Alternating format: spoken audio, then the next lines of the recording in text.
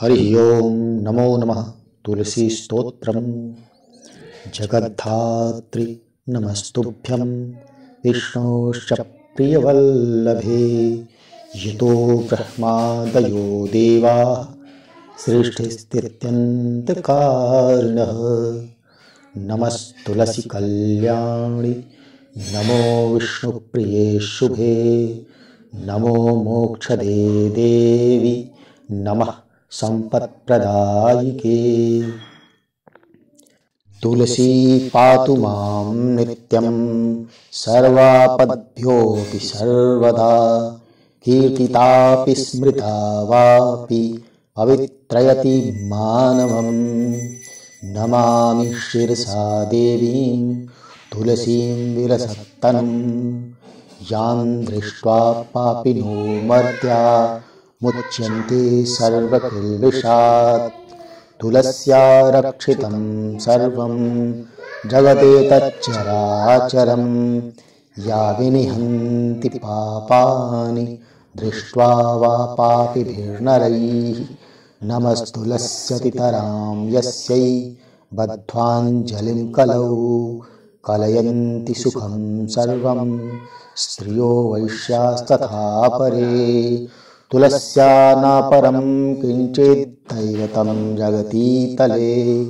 यथा पवित्रितो लोको विष्णुसङ्गेन वैष्णवः। तुलस्याः पल्लवं विष्णोः शिरस्यारोपितं कलौ।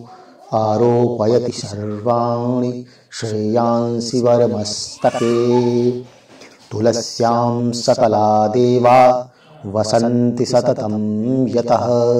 अतस्तामर्चयेल्लोके सर्वान् देवान् समर्चयन्। नमस्तुलसी सर्वज्ञे पुरुषोत्तमवल्लभे। पाहि मां सर्वपापेभ्यः सर्वसम्पत्प्रदायिके। इति स्तोत्रं पुरागीतं पुण्डरीकेण धीमता। विष्णुमर्चयता नित्यं शोभनैस्तुलसीदलैः। तुलसी श्रीर्महालक्ष्मीर्विद्या विद्या यशस्विनी। धर्म्या धर्मानना देवी देवी देवमनः प्रिया। लक्ष्मीप्रियसखी देवी द्यौर्भूमिरचला चला। षोडशैतानि नामानि तुलस्याः कीर्तयन्नरः। लभते सुतरां भक्तिमन्ते विष्णुपदं लभेत्। तुलसी भूर्महालक्ष्मी पद्मिनी श्रीर्हरिप्रिया। तुलसी श्री सखी शुभे पापहारिणी पुण्यदे। नमस्ते नारदनुते नारायण मनः प्रिये। ओम नमस्तुलस्यै मात्रे वन्दे मातरम्।